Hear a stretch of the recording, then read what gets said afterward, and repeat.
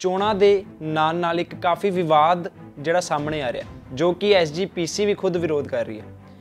ਇਸ ਵਿਵਾਦ ਦੇ ਵਿੱਚ ਜਿਹੜਾ ਵੋਟ ਬਣ ਰਹੇ ਨੇ, ਉਸ ਦਾ ਜਿਹੜਾ ਫਾਰਮ ਰਹੇਗਾ, ਉਸ ਦੇ ਵਿੱਚ ਜਾਤੀ ਨੂੰ ਲੈ ਕੇ ਕਾਫੀ ਵਿਰੋਧ ਬਣਾਇਆ ਗਿਆ ਕਿ ਜਿਹੜਾ ਇਸ ਦੇ ਵਿੱਚ ਆਪਣੀ ਕਾਸਟ ਰਹੇਗੀ ਉਸ ਨੂੰ ਮੈਂਸ਼ਨ ਕਰਨਾ ਪਏਗਾ, ਉਸ ਨੂੰ ਲਿਖ ਕੇ ਦਰਸਾਉਣਾ ਪਏਗਾ ਕਿ ਇਹ ਸਾਡੀ ਕਾਸਟ ਹੈ। और एक गल मैं तुहानूं क्लीयर कर दियाँ कि 1925 जिहड़ा गुरुद्वारा एक्ट 1925 है ਉਹਦੇ ਵਿੱਚ रूल 3 ਦੇ ਮੁਤਾਬਕ ਜਿਹੜਾ ਪਰਫਾਰਮਾ ਹੁਣ ਸਾਹਮਣੇ ਆਇਆ ਹੈ, ਸਰਕੂਲੇਟ ਹੋ ਰਿਹਾ ਹੈ, ਭਾਰਤ ਦੇ ਸੰਵਿਧਾਨ ਦੀ ਆਰਟੀਕਲ 341 ਦੇ ਮੁਤਾਬਕ ਜਿਹੜੀਆਂ ਜਾਤਾਂ ਦਾ ਵਰਣਨ ਕੀਤਾ ਗਿਆ ਹੈ ਕਿ ਉਹ 'ਚ ਮੈਂਸ਼ਨ ਕਰਨਾ ਪਏਗਾ ਕਿ ਵੋਟਰ ਜਿਹੜਾ ਹੈ ਸ਼ੈਡਿਊਲ ਕਾਸਟ ਹੈ ਜਾਂ ਨਹੀਂ ਹੈ।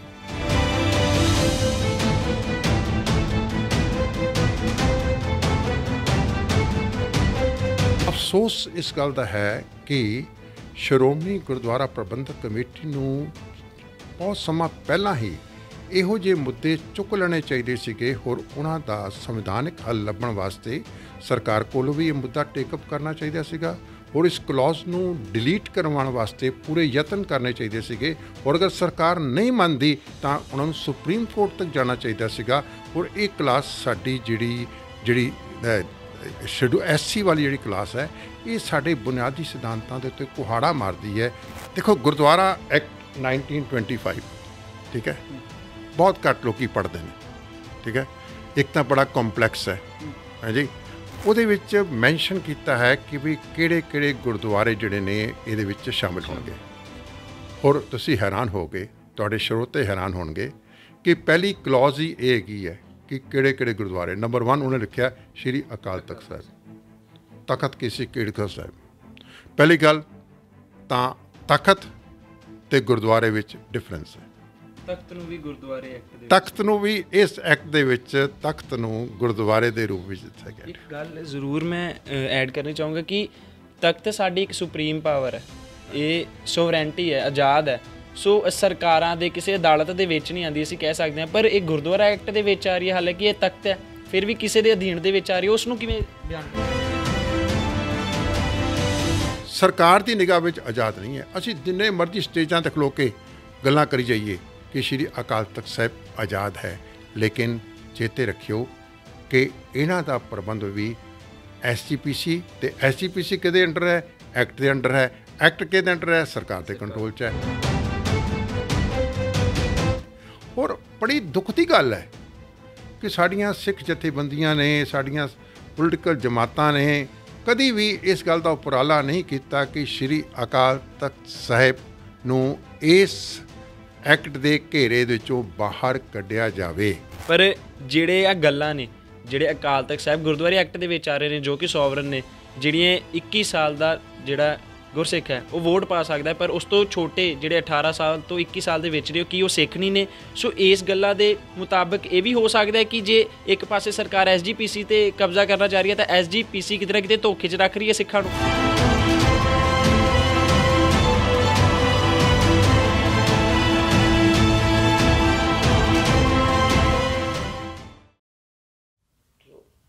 बारह साल बाद ਸ਼੍ਰੋਮਣੀ ਗੁਰਦੁਆਰਾ ਪ੍ਰਬੰਧਕ ਕਮੇਟੀ ਦੀਆਂ ਚੋਣਾਂ ਹੋਣ ਜਾ ਰਹੀਆਂ ਨੇ, ਸੋ ਚੋਣਾਂ ਦੇ ਨਾਲ ਇੱਕ ਕਾਫੀ ਵਿਵਾਦ ਜਿਹੜਾ ਸਾਹਮਣੇ ਆ ਰਿਹਾ, ਜੋ ਕਿ SGPC ਵੀ ਖੁਦ ਵਿਰੋਧ ਕਰ ਰਹੀ ਹੈ। ਇਸ ਵਿਵਾਦ ਦੇ ਵਿੱਚ ਜਿਹੜਾ ਵੋਟ ਬਣ ਰਹੇ ਨੇ, ਉਸ ਦਾ ਜਿਹੜਾ ਫਾਰਮ ਰਹੇਗਾ, ਉਸ ਦੇ ਵਿੱਚ ਜਾਤੀ ਨੂੰ ਲੈ ਕੇ ਕਾਫੀ ਵਿਰੋਧ ਬਣਾਇਆ ਗਿਆ ਕਿ ਜਿਹੜਾ ਇਸ ਦੇ ਵਿੱਚ ਆਪਣੀ ਕਾਸਟ ਰਹੇਗੀ ਉਸ ਨੂੰ ਮੈਂਸ਼ਨ ਕਰਨਾ ਪਏਗਾ, ਉਸ ਨੂੰ ਲਿਖ ਕੇ ਦਰਸਾਉਣਾ ਪਏਗਾ ਕਿ ਇਹ ਸਾਡੀ ਕਾਸਟ ਹੈ। ਸੋ ਸਾਡੇ ਨਾਲ ਸਿੱਖ ਬੁੱਧੀਜੀਵੀ ਪ੍ਰੋਫੈਸਰ ਬਲਜਿੰਦਰ ਸਿੰਘ ਮੌਜੂਦ ਨੇ, ਕਾਫੀ ਨੌਲੇਜ ਰੱਖਦੇ ਨੇ। ਨੌਲੇਜ ਕੋਈ ਸੁਣ ਸੁਣਾਈਆਂ ਗੱਲਾਂ ਦੀਆਂ ਨਹੀਂ, ਕਿਤਾਬੀ ਜੋ ਲਿਖੇ ਨੇ ਕਾਨੂੰਨ ਦੇ ਵਿੱਚ, ਸੰਵਿਧਾਨ ਦੇ ਵਿੱਚ ਲਿਖੇ ਨੇ, ਉਸ ਮੁਤਾਬਕ ਚੱਲਦੇ ਨੇ। ਕਿਉਂਕਿ ਜੇ ਗੱਲ ਕਰਦੇ ਹਾਂ ਤਾਂ ਅੱਜ ਦੇ ਜ਼ਮਾਨੇ ਦੇ ਵਿੱਚ ਕਾਫੀ ਸਾਡੇ ਜਿਹੜੇ ਪ੍ਰਬੰਧਕ ਨੇ, ਪ੍ਰਚਾਰਕ ਨੇ, ਹਵਾਵਾਂ ਗੱਲਾਂ ਕਰਦੇ ਨੇ। ਸੋ ਪ੍ਰੋਫੈਸਰ ਜੀ ਬਹੁਤ ਬਹੁਤ ਸਵਾਗਤ ਹੈ ਜੀ ਤੁਹਾਡਾ ਲਾਈਵ ਪੰਜਾਬੀ TV ਤੇ। ਵਾਹਿਗੁਰੂ ਜੀ ਕਾ ਖਾਲਸਾ, ਵਾਹਿਗੁਰੂ ਜੀ ਬਹੁਤ ਬਹੁਤ ਧੰਨਵਾਦ ਜੀ।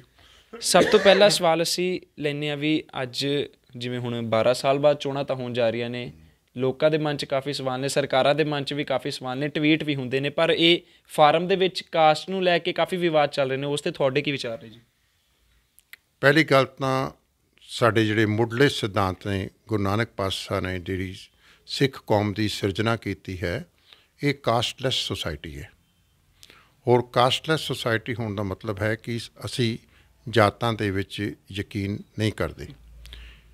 ਹੋਰ ਇਹ ਗੱਲ ਮੈਂ ਤੁਹਾਨੂੰ ਕਲੀਅਰ ਕਰ ਦਿਆਂ ਕਿ 1925 ਜਿਹੜਾ ਗੁਰਦੁਆਰਾ ਐਕਟ 1925 ਹੈ, ਉਹਦੇ ਵਿੱਚ ਰੂਲ 3 ਦੇ ਮੁਤਾਬਕ ਜਿਹੜਾ ਪਰਫੋਰਮਾ ਹੁਣ ਸਾਹਮਣੇ ਆਇਆ ਹੈ, ਸਰਕੂਲੇਟ ਹੋ ਰਿਹਾ ਹੈ, ਜੋ ਕਿ ਲੋਕੀ ਸ਼੍ਰੋਮਣੀ ਕਮੇਟੀ ਦੀਆਂ ਚੋਣਾਂ ਵਾਸਤੇ ਐਜ਼ ਏ ਵੋਟਰ ਆਪਣਾ ਫਾਰਮ ਭਰ ਰਹੇ ਨੇ, ਉਹਦੇ ਵਿੱਚ ਇੱਕ ਥੱਲੇ ਜਾ ਕਰਕੇ ਇੱਕ ਕਲੌਜ਼ ਹੈਗੀ ਹੈ ਜੋ ਕਿ ਦੱਸਦੀ ਹੈ ਕਿ ਭਾਰਤ ਦੇ ਸੰਵਿਧਾਨ ਦੀ ਆਰਟੀਕਲ 341 ਦੇ ਮੁਤਾਬਕ ਜਿਹੜੀਆਂ ਜਾਤਾਂ ਦਾ ਵਰਣਨ ਕੀਤਾ ਗਿਆ ਹੈ ਕਿ ਉਹ 'ਚ ਮੈਂਸ਼ਨ ਕਰਨਾ ਪਏਗਾ ਕਿ ਵੋਟਰ ਜਿਹੜਾ ਹੈ ਸ਼ੈਡਿਊਲ ਕਾਸਟ ਹੈ ਜਾਂ ਨਹੀਂ ਹੈ। ਮੈਂ ਸਮਝਦਾ ਕਿ ਇਹ ਸਾਡੀਆਂ ਜੋ ਸਿੱਖ ਸਿਧਾਂਤ ਨੇ, ਉਹਨਾਂ ਸਿਧਾਂਤਾਂ ਦੇ ਉਲਟ ਇਹ ਪਰਫੋਰਮਾ ਹੈ।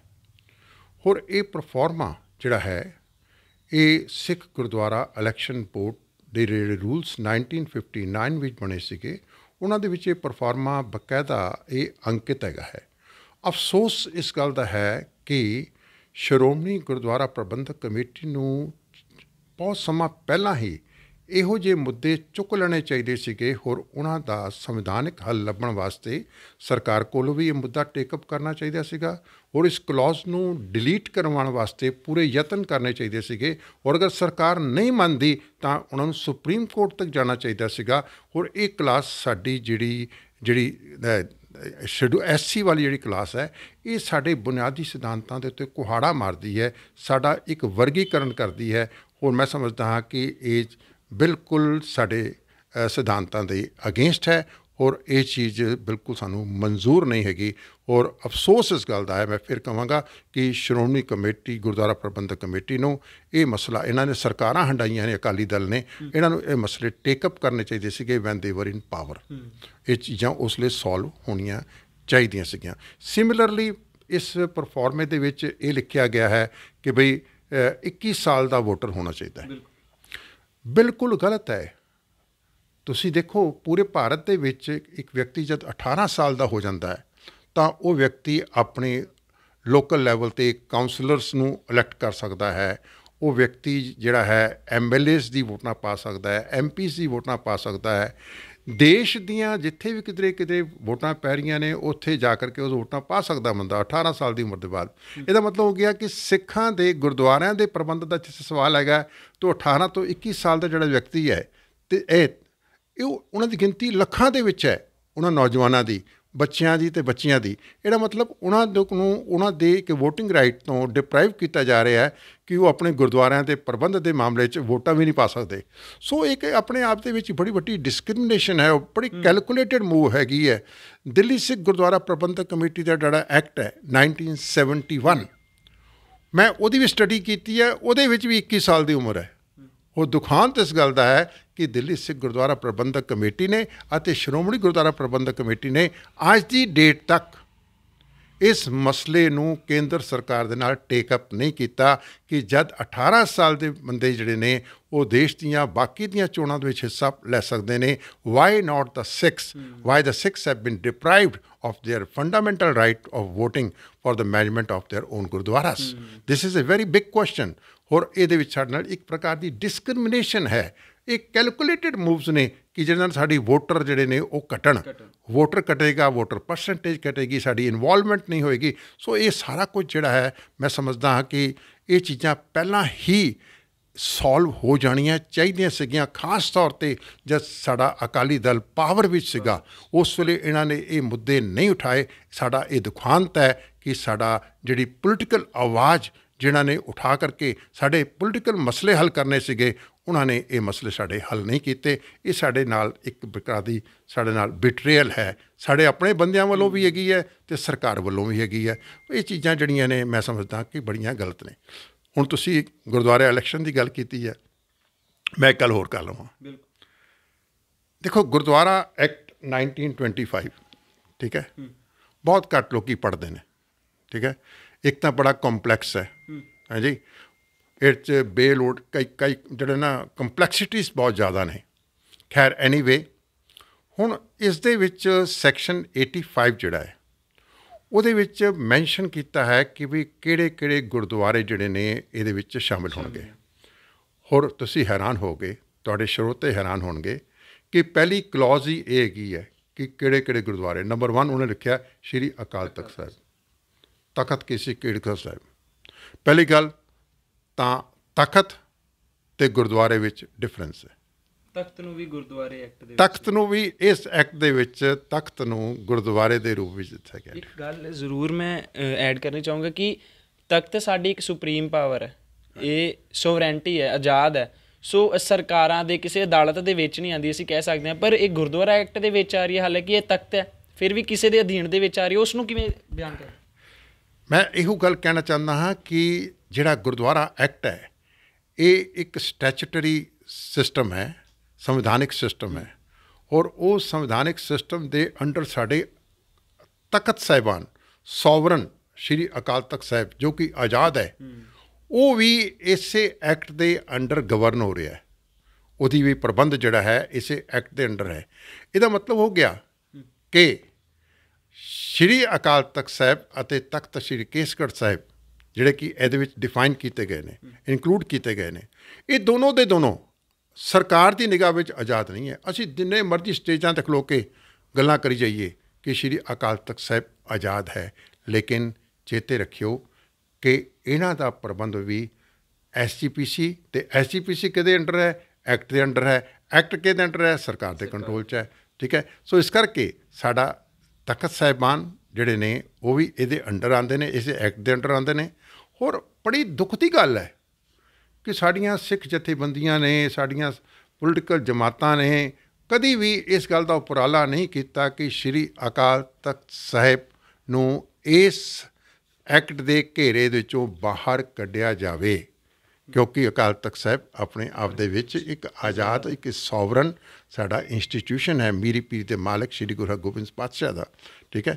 ਉਹ ਕਿਸੇ ਵੀ ਸੰਵਿਧਾਨ ਦੇ ਅੰਡਰ ਜਾਂ ਕਿਸੇ ਕਾਨੂੰਨ ਦੇ ਹੇਠ ਉਹ ਨਹੀਂ ਆ ਸਕਦਾ। ਸੋ ਇਹ ਸਾਡਾ ਇੱਕ ਦੁਖਾਂਤ ਹੈ ਜਿਹਦੇ ਬਾਰੇ ਕਿ ਮੈਂ ਸਮਝਦਾ ਕਿ ਸਾਨੂੰ ਆਵਾਜ਼ ਟਾਈਮ ਟੂ ਟਾਈਮ ਬੁਲੰਦ ਕਰਨੀ ਚਾਹੀਦੀ ਸੀਗੀ, ਜੋ ਕਿ ਨਹੀਂ ਕੀਤੀ ਗਈ। ਇਸ ਦੇ ਨਾਲ ਨਾਲ ਮੈਂ ਜੇ ਇਹ ਗੱਲ ਕਹਾਂ ਕਿ ਸ਼੍ਰੋਮਣੀ ਗੁਰਦੁਆਰਾ ਪ੍ਰਬੰਧਕ ਕਮੇਟੀ ਦੀਆਂ ਚੋਣਾਂ ਹੋ ਰਹੀਆਂ ਨੇ। ਠੀਕ ਹੈ। ਐਕਚੁਅਲੀ ਹੈ ਕਿ ਸਿਸਟਮ ਕੀ ਹੈ? ਸਿੱਖਾਂ ਨੇ ਸਿਸਟਮ ਗੁਰੂ ਨਾਨਕ ਪਾਤਸ਼ਾਹ ਨੇ ਕੀ ਦਿੱਤਾ ਸੀਗਾ? ਗੁਰੂ ਨਾਨਕ ਪਾਤਸ਼ਾਹ ਨੇ ਸਿੱਖਾਂ ਨੂੰ ਸਿਸਟਮ ਦਿੱਤਾ ਸੀਗਾ ਸਿਲੈਕਸ਼ਨ ਦਾ, ਇਲੈਕਸ਼ਨ ਦਾ ਨਹੀਂ ਸੀਗਾ।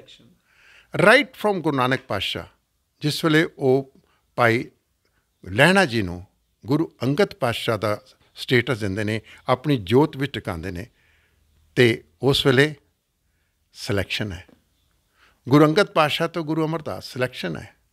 ਐਂਡ ਸੋ ਔਨ ਚੱਲਦੇ ਜਾਈਏ, ਇਹ ਸਭ ਸਿਲੈਕਸ਼ਨ ਸਿਸਟਮ ਹੈ।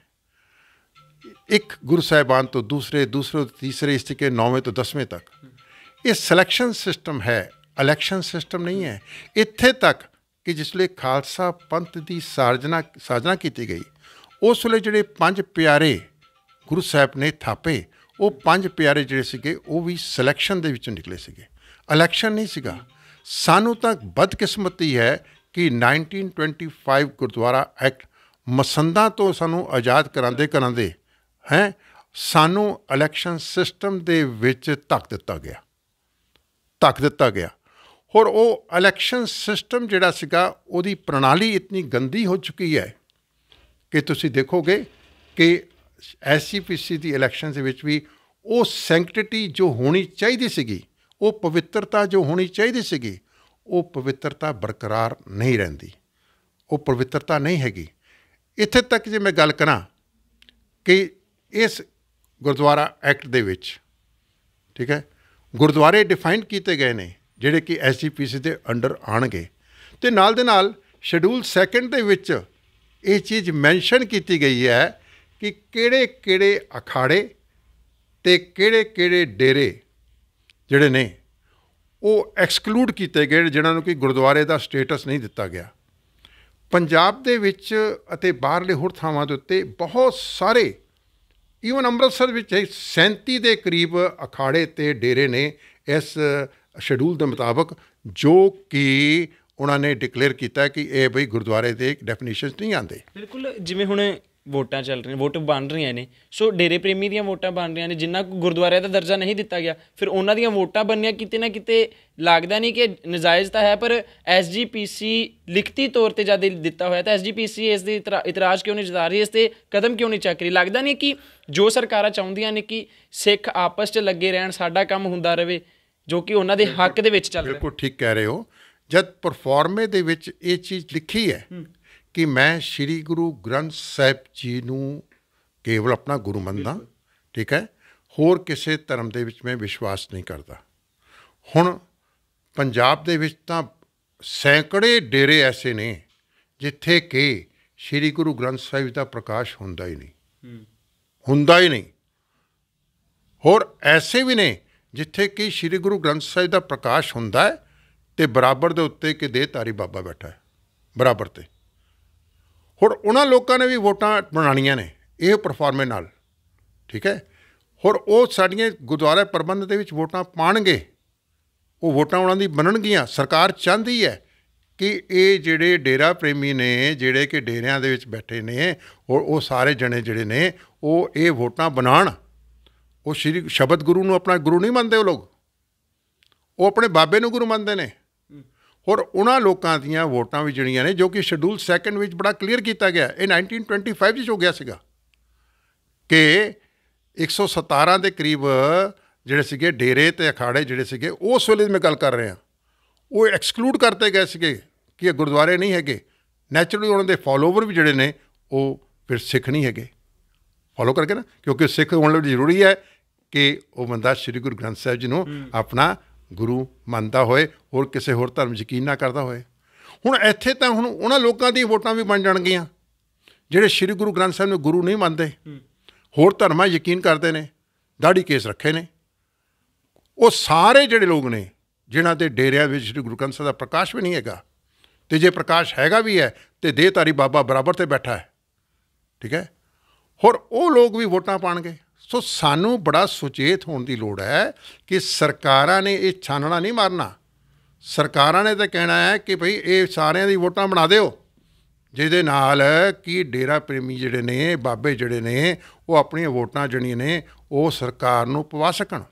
ਇੱਕ ਚੀਜ਼ ਹੋਰ ਮੈਂ ਗੱਲ ਕਰਨਾ ਚਾਹੁੰਦਾ, ਇਸ ਵੇਲੇ ਜੋ ਅਸੀਂ ਦੇਖ ਰਹੇ ਹਾਂ ਚਾਰ ਚਫੇਰੇ, ਕਿ ਭਈ ਬਹੁਤ ਸਾਰੀਆਂ ਧਿਰਾਂ ਨੇ, ਤਕਰੀਬਨ ਕੋਈ 10-12 ਧਿਰਾਂ ਨੇ ਜੋ ਕਿ ਚਾਹੁੰਦੀਆਂ ਨੇ ਕਿ ਵੀ ਬਾਦਲ ਦਲ ਨੂੰ ਰਿਮੂਵ ਕੀਤਾ ਜਾਏ, ਕਿਉਂਕਿ ਪਿਛਲੇ ਲੰਬੇ ਸਮੇਂ ਤੋਂ ਸ਼੍ਰੋਮਣੀ ਕਮੇਟੀ ਦੇ ਪ੍ਰਬੰਧ ਦੇ ਵਿੱਚ ਬਹੁਤ ਹੀ ਜ਼ਿਆਦਾ ਜਿਹੜਾ ਗਿਰਾਵਟ ਆਈ ਹੈ, ਔਰ ਲੋਕ ਬੜੇ ਨਿਰਾਸ਼ ਨੇ ਇਸ ਸਾਰੀ ਗੱਲ ਤੋਂ।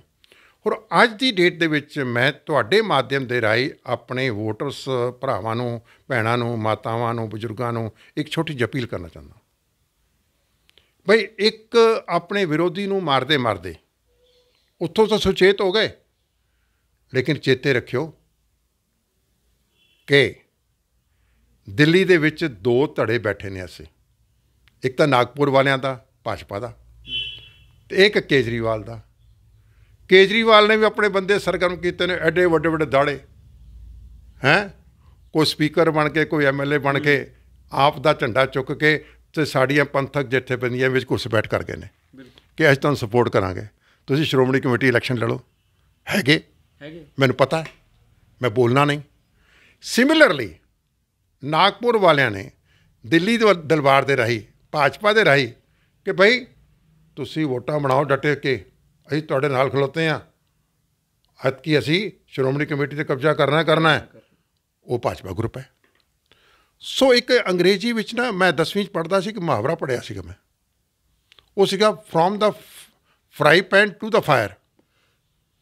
ਫਰਾਈ ਪੈਨ ਦੇ ਵਿੱਚ ਕੋਈ ਚੀਜ਼ ਅਸੀਂ ਤਲਦੇ ਪਏ ਹਾਂ ਜਾਂ ਮਸਾਲਾ ਭੁੰਨਦੇ ਪਏ ਹਾਂ, ਉਹ ਮਸਾਲਾ ਭੁੰਨਦੇ ਥੋੜ੍ਹਾ ਜਿਹਾ ਅੱਗ ਵਿੱਚ ਡਿੱਗ ਪਿਆ, ਉਹ ਸੜ ਗਿਆ। ਭਾਵ ਕਹਿਣ ਦਾ ਕਿ ਜਿਹੜਾ ਤਾਂ ਕੋਲੇ ਦੀ ਭੱਠੀ ਵੀ ਡਿੱਗ ਪਏਗਾ, ਉਹ ਤਾਂ ਖਤਮ ਹੋ ਜਾਏਗਾ ਮਸਾਲਾ।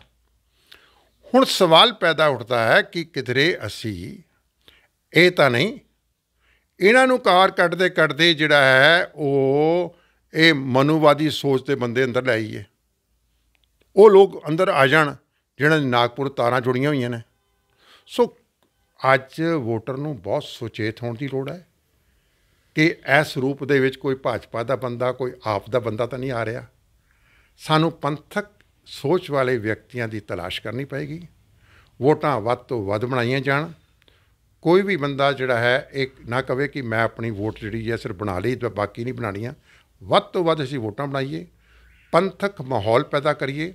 ਹੋਰ ਜਿਹੜਾ ਸਾਡਾ ਸਿਸਟਮ ਹੈ ਕਿ ਅਸੀਂ ਸਿਲੈਕਸ਼ਨ ਵਾਲਾ ਸਿਸਟਮ, ਉਹ ਸਿਲੈਕਸ਼ਨ ਦੇ ਵਾਲੇ ਸਿਸਟਮ ਦੇ ਉੱਤੇ ਅਸੀਂ ਜ਼ੋਰ ਦਈਏ, ਜਿਹਦੇ ਨਾਲ ਕਿ ਪੰਥਕ ਵਿਰੋਧੀ ਜਿਹੜੀ ਤਾਕਤਾਂ ਨੇ ਉਹਨਾਂ ਨੂੰ ਜਗ੍ਹਾ ਨਾ ਮਿਲ ਸਕੇ, ਉਹ ਇਹਦੇ ਵਿੱਚ ਆਪਣੀ ਸਰਗਰਮੀ ਨਾ ਵਿਖਾ ਸਕਣ। ਸੋ ਹੁਣ ਜਿਵੇਂ ਕਿਤਾਬ ਦੇ ਵਿੱਚ ਲਿਖਿਆ ਹੋਇਆ, ਤੁਹਾਡੀਆਂ ਗੱਲਾਂ ਮੁਤਾਬਕ ਅਸੀਂ ਕਹਿ ਸਕਦੇ ਹਾਂ ਇੱਕ ਪਾਸੇ SGPC ਦੇ ਉੱਤੇ ਸਰਕਾਰਾਂ ਕਬਜ਼ਾ ਕਰਨ ਨੂੰ ਚਾਹੁੰਦੀਆਂ ਨੇ, ਪਰ ਜਿਹੜੇ ਆ ਗੱਲਾਂ ਨੇ, ਜਿਹੜੇ ਅਕਾਲ ਤਖਤ ਸਾਹਿਬ ਗੁਰਦੁਆਰੇ ਐਕਟ ਦੇ ਵਿੱਚ ਆ ਰਹੇ ਨੇ ਜੋ ਕਿ ਸੋਵਰਨ ਨੇ, ਜਿਹੜੀਆਂ 21 ਸਾਲ ਦਾ ਜਿਹੜਾ ਗੁਰਸਿੱਖ ਹੈ ਉਹ ਵੋਟ ਪਾ ਸਕਦਾ ਹੈ, ਪਰ ਉਸ ਤੋਂ ਛੋਟੇ ਜਿਹੜੇ 18 ਸਾਲ ਤੋਂ 21 ਸਾਲ ਦੇ ਵਿੱਚ ਨੇ ਕੀ ਉਹ ਸਿੱਖ ਨਹੀਂ ਨੇ। ਸੋ ਇਸ ਗੱਲਾਂ ਦੇ ਮੁਤਾਬਕ ਇਹ ਵੀ ਹੋ ਸਕਦਾ ਹੈ ਕਿ ਜੇ ਇੱਕ ਪਾਸੇ ਸਰਕਾਰ SGPC ਤੇ ਕਬਜ਼ਾ ਕਰਨਾ ਚਾਹ ਰਹੀ ਹੈ ਤਾਂ SGPC ਕਿਤੇ ਨਾ ਕਿਤੇ ਧੋਖੇ 'ਚ ਰੱਖ ਰਹੀ ਹੈ ਸਿੱਖਾਂ ਨੂੰ। ਮੈਂ ਸਮਝਦਾ ਕਿ SGPC ਨੇ ਵਿਜ਼ਨ ਦੇ ਨਾਲ ਤੇ ਵਿਜ਼ਡਮ ਨਾਲ ਕੰਮ ਨਹੀਂ ਕੀਤਾ। ਅਗਰ 21 ਸਾਲ ਦੀ ਉਮਰ ਦਾ ਮੁੱਦਾ ਸੀਗਾ ਤੇ ਇਹ ਮੁੱਦਾ ਇਹਨਾਂ ਨੇ ਪਹਿਲਾਂ ਕਿਉਂ ਨਹੀਂ ਉਠਾਇਆ? ਇੱਕ ਲੇਮੈਨ ਨੂੰ ਪਤਾ ਕਿ 18 ਸਾਲ ਦਾ ਬੰਦਾ ਵੋਟ ਪਾ ਸਕਦਾ ਹੈ। SGPC ਦੇ ਪ੍ਰਧਾਨ ਨੂੰ, ਸਕੱਤਰ ਨੂੰ ਇਸ ਗੱਲ ਦਾ ਨਹੀਂ ਪਤਾ ਕਿ ਅੱਜ ਉਹ ਮੁੱਦਾ ਉਠਾਉਣਾ ਹੈ? ਇਹ ਪਹਿਲਾਂ ਕਿਉਂ ਨਹੀਂ ਉਠਾਇਆ? ਇੰਨੇ ਸਾਲ ਹੋ ਗਏ।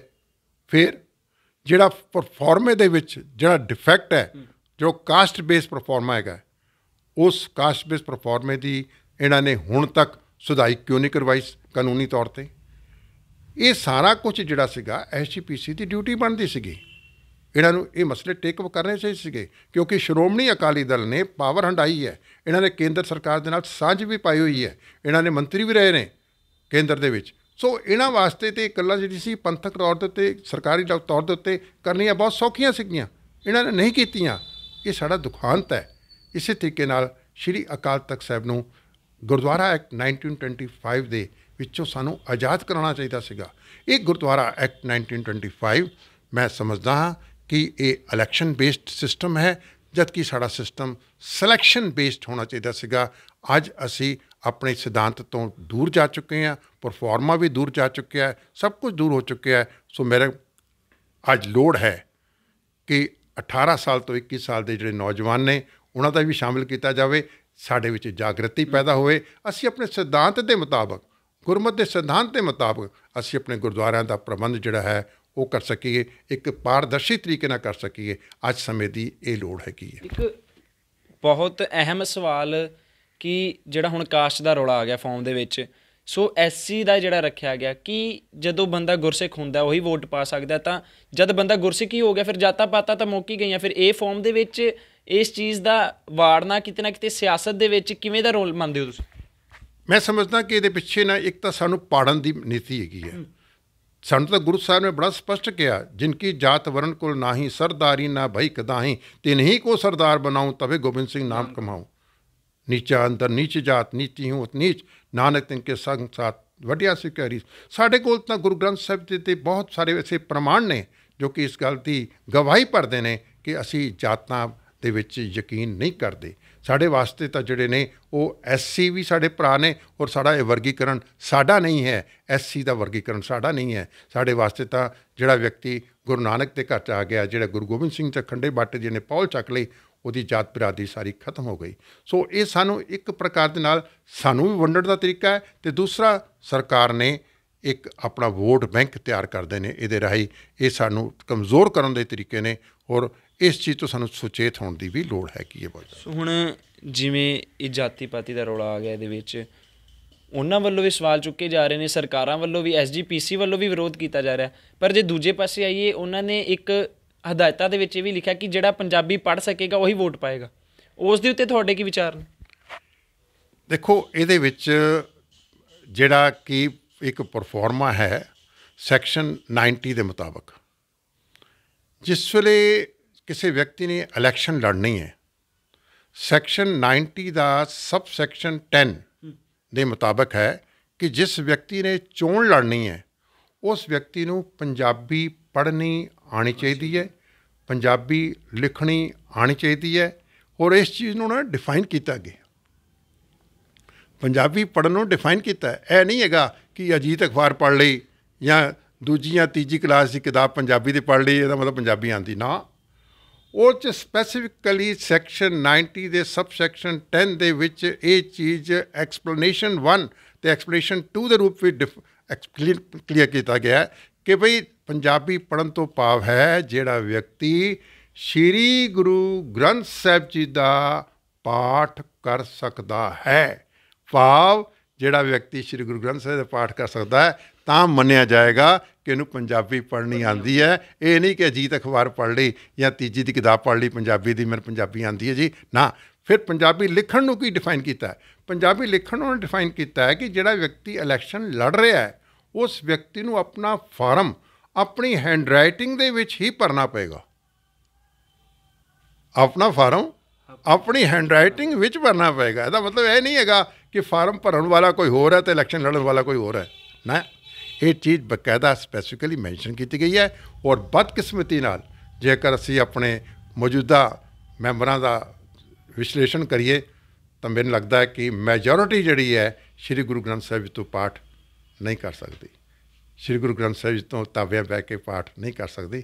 ਇਹ ਸਾਡਾ ਦੁਖਾਂਤ ਹੈ, ਸਾਨੂੰ ਸੁਚੇਤ ਹੋਣਾ ਪਏਗਾ। ਹੁਣ ਤਾਂ ਜਿਹੜਾ ਵੋਟਰ ਹੈ ਉਹ ਸੁਚੇਤ ਹੋ ਚੁੱਕਿਆ ਹੈ, ਸੋਸ਼ਲ ਮੀਡੀਆ ਦੇ ਯੁੱਗ ਹੈ, ਹਰ ਚੀਜ਼ ਦੀ ਜਾਣਕਾਰੀ ਮਿਲ ਰਹੀ ਹੈ। ਹੁਣ ਮੈਂ ਨਾਲ ਦੇ ਨਾਲ ਬੇਨਤੀ ਕਰਾਂਗਾ ਅਸੀਂ ਉਹਨਾਂ ਲੋਕਾਂ ਨੂੰ ਖੜੇ ਕਰੀਏ ਜਿਹੜੇ ਕਿ ਵਾਕਈ 'ਚ ਜਿਹਨਾਂ ਦੇ ਘਰਾਂ ਦੇ ਵਿੱਚ ਨਿਤਨੇਮ ਦਾ ਪਹਿਰਾ ਹੈ, ਜਿਹਨਾਂ ਦੇ ਘਰ ਦੇ ਵਿੱਚ ਖੰਡੇ ਦੀ ਬਾਹੁਲ ਦਾ ਪਹਿਰਾ ਹੈਗਾ ਹੈ, ਜਿਹਨਾਂ ਦੇ ਵਿੱਚ ਇੱਕ ਸਿੱਖ ਰਹਿਤ ਮਰਿਆਦਾ ਦਾ ਪਹਿਰਾ ਹੈਗਾ ਹੈ। ਅਸੀਂ ਉਹਨਾਂ ਵਿਅਕਤੀਆਂ ਨੂੰ ਅੱਗੇ ਲੈ ਕੇ ਆਈਏ ਜਿਹੜੇ ਕਿ ਸ਼੍ਰੀ ਗੁਰੂ ਗ੍ਰੰਥ ਸਾਹਿਬ ਜੀ ਦੇ ਲੜ ਲੱਗੇ ਨੇ, ਨਾ ਕਿ ਕਿਸੇ ਡੇਰੇ ਦੇ ਨਾਲ ਜੁੜੇ ਹੋਏ ਨੇ। ਸੋ ਸਾਨੂੰ ਇਸ ਗੱਲ ਤੋਂ ਸੁਚੇਤ ਹੋਣਾ ਪਏਗਾ। ਐਸੇ ਵਿਅਕਤੀ ਸਾਨੂੰ ਅੱਗੇ ਲਿਆਉਣੇ ਚਾਹੀਦੇ ਨੇ। ਸਾਨੂੰ ਇਹ ਖਿਆਲ ਕਰਨਾ ਪਏਗਾ ਕਿ ਇਹ ਸਿਆਸੀ ਬੰਦੇ ਕਿਤੇ ਦਿੱਲੀ ਨਾਲ ਤਾਂ ਨਹੀਂ ਜੁੜੇ ਹੋਏ, ਕਿਤੇ ਨਾਗਪੁਰ ਨਾਲ ਤਾਂ ਨਹੀਂ ਜੁੜੇ ਹੋਏ, ਕਿਤੇ ਬਾਦਲ ਪਰਿਵਾਰ ਨਾਲ ਤਾਂ ਨਹੀਂ ਜੁੜੇ ਹੋਏ। ਇਹਨਾਂ ਗੱਲਾਂ ਦਾ ਸਾਨੂੰ ਬਹੁਤ ਸੁਚੇਤ ਰਹਿਣਾ ਪਏਗਾ। ਜਿਵੇਂ ਸਿੱਖ ਗੁਰਦੁਆਰਾ ਐਕਟ 1925 ਦੇ ਵਿੱਚ ਵੀ ਲਿਖਿਆ ਹੋਇਆ, ਸਾਰੀਆਂ ਕਿਤਾਬਾਂ ਦੇ ਵਿੱਚ ਲਿਖਿਆ ਹੋਇਆ ਕਿ ਜਦ ਡੇਰੇ ਨੇ ਜਿੱਥੇ ਗੁਰੂ ਗ੍ਰੰਥ ਸਾਹਿਬ ਜੀ ਦਾ ਪ੍ਰਕਾਸ਼ ਨਹੀਂ ਹੁੰਦਾ, ਉਹਨਾਂ ਨੂੰ ਗੁਰਦੁਆਰੇ ਦਾ ਦਰਜਾ ਨਹੀਂ ਦਿੱਤਾ ਹੋਇਆ, ਸੋ ਉਹਨਾਂ ਦੀਆਂ ਵੋਟਾਂ ਬਣ ਰਹੀਆਂ ਨੇ। ਸੋ ਹੁਣ ਉਹਨਾਂ ਦਾ ਪੈਰੀਮੀਟਰ ਕੀ ਨਿਕਲੇਗਾ? ਇੱਥੇ ਮੇਰਾ ਆਪਣਾ ਮੰਨਣਾ ਹੈ ਕਿ ਇਲਾਕਾ ਵਾਈਜ਼ ਲੋਕਾਂ ਨੂੰ ਸੁਚੇਤ ਹੋਣਾ ਪਏਗਾ। ਇਲਾਕਾ ਵਾਈਜ਼ ਜਿਹੜੀ ਕੌਂਸਟੀਚੁਐਂਸੀ ਹੈ ਆਪਣੇ ਹਲਕਾ ਵਾਈਜ਼ ਉਹਨਾਂ ਨੂੰ ਸੁਚੇਤ ਹੋਣਾ ਪਏਗਾ ਕਿ ਕਿਹੜੇ ਲੋਕਾਂ ਨੇ ਵੋਟਾਂ, ਉਹ ਲੋਕ ਨੇ ਜਿਹੜੇ ਕਿ ਕੋਈ ਬਿਆਸ ਦੇ ਨਾਲ ਜੁੜੇ ਨੇ, ਕੋਈ ਸਿਰਸਾ ਪ੍ਰੇਮੀਆਂ ਨਾਲ ਜੁੜੇ ਹੋਏ ਨੇ ਵਗੈਰਾ ਵਗੈਰਾ। ਇਸ ਤਰੀਕੇ ਦੇ ਬਹੁਤ ਸਾਰੇ ਡੇਰੇ ਨੇ, ਕਿਤੇ ਉਹਨਾਂ ਲੋਕਾਂ ਦੀਆਂ ਵੋਟਾਂ ਤਾਂ ਨਹੀਂ ਬਣ ਰਹੀਆਂ। ਔਰ ਉਹਨਾਂ ਦੀ ਅਗਰ ਵੋਟਾਂ ਬਣੀਆਂ ਨੇ, ਸਾਨੂੰ ਇਹ ਚੀਜ਼ਾਂ ਹੁਣ ਸਮਾਂ ਆ ਗਿਆ ਅਸੀਂ ਇਹਨਾਂ ਨੂੰ ਚੈਲੰਜ ਕਰੀਏ, ਉਹ ਵੋਟਾਂ ਨੂੰ ਕੈਂਸਲ ਕਰਾਈਏ, ਕਿਉਂਕਿ ਇਸ ਚੀਜ਼ ਦੇ ਉੱਤੇ ਸਾਨੂੰ ਇੱਕ ਬਾਜ਼ ਨਿਗਾਹ, ਈਗਲ ਆਈ ਰੱਖਣੀ ਪਏਗੀ। ਤਾਂ ਹੀ ਅਸੀਂ ਸੁਚਾਰੂ ਤਰੀਕੇ ਦੇ ਨਾਲ ਗੁਰਦੁਆਰਿਆਂ ਦਾ ਪ੍ਰਬੰਧ ਕਰ ਸਕਾਂਗੇ। ਚੋਣ ਤਾਂ ਹੀ ਸਾਡੀ ਫੇਰ ਹੋਏਗੀ। ਇਸ ਚੀਜ਼ ਦੇ ਬਾਰੇ ਜਿਹੜੇ ਵੋਟਰਸ ਨੇ ਉਹ ਜ਼ਰੂਰ ਜਾਗਰੂਕ ਰਹਿਣ। ਇੱਕ ਆਖਰੀ ਗੱਲ, ਹੁਣ ਤੁਸੀਂ ਇੰਨੀਆਂ ਗੱਲਾਂ ਕੀਤੀਆਂ ਨੇ ਜੋ ਕਿ ਸੱਚ ਨੇ, ਕਿਉਂਕਿ ਕਿਤਾਬੀ ਇਸ ਰੂਪ ਨੂੰ ਦਰਸਾ ਰਹੀ ਹੈ। ਸਿੱਖ ਗੁਰਦੁਆਰਾ ਐਕਟ ਦੀ 1925 ਦੀ ਕਿਤਾਬ ਇਹ ਦਰਸਾ ਰਹੀ ਹੈ ਕਿ ਗੱਲਾਂ ਸੱਚ ਨੇ। ਸੋ ਤੁਹਾਡੇ 'ਤੇ ਕਾਫੀ ਸਵਾਲ ਚੁੱਕੇ ਜਾਣਗੇ ਕਿ ਇਹ ਚੀਜ਼ਾਂ ਤਾਂ ਗਲਤ ਨੇ। ਸੋ ਉਹਨਾਂ ਨਾਲ ਹੋ ਸਕਦਾ ਮੁਕਾਬਲਾ ਕਿ ਆਓ ਤੁਸੀਂ ਕਿਤਾਬਾਂ ਦੇ ਵਿੱਚ ਪੜ੍ਹੋ, ਇਹ ਚੀਜ਼ਾਂ ਲਿਖੀਆਂ ਹੋਈਆਂ ਨੇ। ਪ੍ਰਧਾਨ ਜੀ ਨੂੰ ਖੁਦ ਇਹ ਸਵਾਲ ਚੱਕਣੇ ਚਾਹੀਦੇ ਸੀਗੇ ਕਿ ਇਹ ਚੀਜ਼ਾਂ 18 ਤੋਂ 21 ਸਾਲ ਦੇ ਸਿੱਖ ਵੋਟਾਂ ਪਾ ਸਕਦੇ ਨੇ। ਇਹ ਸਵਾਲ ਚੱਕੇ ਜਾਣੇ ਸੀਗੇ। ਗੁਰਦੁਆਰਾ ਦੇ ਐਕਟ ਦੇ ਵਿੱਚ ਅਕਾਲ ਤਖਤ ਸਾਹਿਬ ਜੀ ਨੂੰ ਪਾਇਆ ਗਿਆ, ਉਸ ਦੇ ਸਵਾਲ ਚੱਕੇ ਜਾਣੇ ਸੀਗੇ। ਲੱਗਦਾ ਕਿ ਤੁਹਾਡੇ ਨਾਲ ਇਸ ਚੀਜ਼ ਦੇ ਅੱਗੇ ਬਹਿਸ ਹੋ ਸਕਦੀ? ਦੇਖੋ, ਮੈਂ ਕੋਈ ਐਸੀ ਗੱਲ ਨਹੀਂ ਕਰ ਰਿਹਾ ਜਿਹੜੀ ਕਿ ਸਿਧਾਂਤ ਦੇ ਉਲਟ ਹੋਏ। ਨੰਬਰ 1, ਮੈਂ ਕੋਈ ਐਸੀ ਗੱਲ ਨਹੀਂ ਕਹਿ ਰਿਹਾ। ਮੈਂ ਕੀਤੀ ਗੱਲ ਸਿਲੈਕਸ਼ਨ ਦੀ ਗੱਲ ਕੀਤੀ ਹੈ। ਕੌਣ ਕਹੇਗਾ ਸਿਲੈਕਸ਼ਨ ਸਾਡਾ ਸਿਸਟਮ ਨਹੀਂ ਹੈਗਾ? ਮੇਰੀ ਕੋਈ ਵੀ ਗੱਲ ਐਸੀ ਨਹੀਂ ਹੈ ਜੋ ਕਿ ਮੈਂ ਕਿਸੇ ਦੇ ਉੱਤੇ ਬੇਸਲੈਸਲੀ ਕੋਈ ਅਟੈਕ ਕੀਤਾ ਹੋਏ। ਮੈਂ ਤਾਂ ਇੱਕ ਸੁਝਾਅ ਦੇ ਰੂਪ ਵਿੱਚ ਲੋਕਾਂ ਨੂੰ ਐਨਲਾਈਟਨ ਕੀਤਾ ਹੈ, ਜਾਗਰੂਕ ਕੀਤਾ ਹੈ ਕਿ ਭਾਈ ਸਾਡੀ ਡਿਊਟੀ ਬਣਦੀ ਹੈ। ਜੋ ਐਕਟ ਹੈਗਾ ਹੈ ਉਹ ਕੀ ਕਹਿ ਰਿਹਾ ਹੈ, ਕਿਸ ਤਰੀਕੇ ਦੇ ਨਾਲ ਸਾਨੂੰ ਜਾਤਾਂ ਦੇ ਵਿੱਚ ਵੰਡ ਕੇ ਸਰਕਾਰ ਜਿਹੜੀ ਹੈ ਸਾਨੂੰ ਕਮਜ਼ੋਰ ਕਰ ਰਹੀ ਹੈ, ਇਹਨਾਂ ਚੀਜ਼ਾਂ ਦਾ ਸਾਨੂੰ ਖਿਆਲ ਰੱਖਣ ਦੀ ਲੋੜ ਹੈਗੀ ਹੈ। ਸੋ ਅਗਰ ਕਿਸੇ ਵਿਅਕਤੀ ਦੇ ਮਨ ਵਿੱਚ ਕੋਈ ਪ੍ਰਕਾਰ ਦਾ ਭੁਲੇਖਾ ਹੈ ਤਾਂ ਉਹ ਤੁਹਾਡੇ ਚੈਨਲ 'ਤੇ ਆ ਕਰਕੇ ਮੇਰੇ ਨਾਲ ਡਾਇਲੋਗ ਕਰ ਸਕਦਾ ਹੈ। ਮੈਂ ਅਕੈਡਮਿਕ ਡਾਇਲੋਗ ਕਰਨ ਦੀ ਹਮੇਸ਼ਾ ਹੀ ਤਿਆਰ ਹਾਂ। ਐਸੀ ਕੋਈ ਗੱਲ ਨਹੀਂ ਹੈਗੀ। ਜਿੱਥੇ ਦਲੀਲ ਦੀ ਗੱਲ ਹੋਏਗੀ ਉੱਥੇ ਮੈਂ ਭੱਜਾਂਗਾ ਨਹੀਂ। ਧੰਨਵਾਦ ਸਰ, ਬਹੁਤ ਬਹੁਤ ਸ਼ੁਕਰੀਆ, ਤੁਸੀਂ ਆਪਣਾ ਕੀਮਤੀ ਸਮਾਂ ਦਿੱਤਾ। ਸੋ ਪ੍ਰੋਫੈਸਰ ਬਲਜਿੰਦਰ ਸਿੰਘ ਸਿੱਖ ਬੁੱਧੀਜੀਵੀ ਨੇ, ਕਿਉਂਕਿ ਮੈਨੂੰ ਲੱਗਦਾ ਹੈ ਕਿ ਜੇਕਰ ਅਸੀਂ ਆਪਣੇ ਇਤਿਹਾਸ ਤੋਂ ਤਾਂ ਦੂਰ ਹੋ ਕੇ ਫਿਰ ਨੇੜੇ ਹੋ ਜਾਂਦੇ ਹਾਂ, ਪਰ ਆਪਣੇ ਹੱਕਾਂ ਤੋਂ, ਆਪਣੀ ਸਿਲੈਕਸ਼ਨ ਤੋਂ ਦੂਰ ਸਾਨੂੰ ਨਹੀਂ ਹੋਣਾ ਚਾਹੀਦਾ, ਕਿਉਂਕਿ ਜੇਕਰ ਕਿਸੇ ਵੀ ਤਰ੍ਹਾਂ ਦੀ ਜਾਣਕਾਰੀ ਸਾਡੇ ਮਨ 'ਚ ਅਧੂਰੀ ਰਹਿ ਜਾਂਦੀ ਹੈ ਜਾਂ ਕਿਸੇ ਵੀ ਤਰ੍ਹਾਂ ਦੇ ਸਾਡੇ ਸਵਾਲ ਹੁੰਦੇ ਨੇ SGPC ਨੂੰ ਲੈ ਕੇ ਜਾਂ ਕੇਂਦਰ ਸਰਕਾਰ ਨੂੰ ਲੈ ਕੇ, ਤਾਂ ਬਿਲਕੁਲ ਸਿੱਖ ਗੁਰਦੁਆਰਾ ਐਕਟ 1925 ਦੀ ਕਿਤਾਬ ਜ਼ਰੂਰ ਪੜ੍ਹੀਏ, ਕਿਉਂਕਿ ਇਹ ਤਸਵੀਰਾਂ ਵੀ ਸਾਫ਼ ਦਰਸਾਈਆਂ ਨੇ ਕਿ ਜੋ ਇਹ ਸਵਾਲ ਨੇ 1925 ਤੋਂ ਹੀ ਬਣੇ ਨੇ, ਪਰ ਹਲੇ ਤੱਕ SGPC ਵੱਲੋਂ ਇਹ ਸਵਾਲ ਨਹੀਂ ਚੱਕੇ ਗਏ, ਕਿਸੇ ਪ੍ਰਧਾਨ ਵੱਲੋਂ ਇਹ ਸਵਾਲ ਨਹੀਂ ਚੱਕੇ ਗਏ। ਹਾਲਾਂਕਿ ਜਿਹੜੇ ਵੋਟਰ ਬਣਦੇ ਨੇ ਉਹਨਾਂ ਵੱਲੋਂ ਵੀ ਕਿਸੇ ਤਰ੍ਹਾਂ ਦੀ ਕੋਈ ਅਪੀਲ, ਕੋਈ ਗੱਲ ਨਹੀਂ ਰੱਖੀ ਗਈ ਇਸ ਦੇ ਉੱਤੇ ਸਵਾਲ ਚੱਕਣ ਦੀ। ਸੋ ਹੁਣ ਦੇਖਣਾ ਹੋਏਗਾ ਕਿ ਇਹ ਜਿਹੜਾ ਜਾਤੀ ਪਾਤੀ ਦਾ ਰੌਲਾ ਆ ਗਿਆ ਫਾਰਮ ਦੇ ਵਿੱਚ, ਜਾਂ ਹੋਰ ਜਿਹੜੇ ਸਿੱਖ ਗੁਰਦੁਆਰਾ ਐਕਟ ਦੇ ਵਿੱਚ ਅਕਾਲ ਤਖਤ ਸਾਹਿਬ ਜੀ ਨੂੰ ਲਿਆਂਦਾ ਗਿਆ, ਇਹ ਸਵਾਲ SGPC ਚੱਕਦੀ ਹੈ ਜਾਂ ਸਰਕਾਰਾਂ ਇਸ ਦੇ ਉੱਪਰ ਕੀ ਬਿਆਨ ਕਰਦੀ ਹੈ, ਕੀ ਆਪਣਾ ਬਿਆਨ ਰੱਖਦੀ ਹੈ। ਤਾਂ ਜੁੜੇ ਰਹੋ ਲਾਈਵ ਪੰਜਾਬੀ ਟੀਵੀ ਦੇ ਨਾਲ। ਮੈਂ ਦਮਨਦੀਪ ਸਿੰਘ, ਅੰਮ੍ਰਿਤਸਰ। ਲਾਈਵ ਪੰਜਾਬੀ ਟੀਵੀ ਹੁਣ ਭਾਰਤ ਵਿੱਚ Jio TV, Jio Fiber ਤੇ Tata Play ਤੇ ਵੀ ਦੇਖਿਆ ਜਾ ਸਕਦਾ ਹੈ।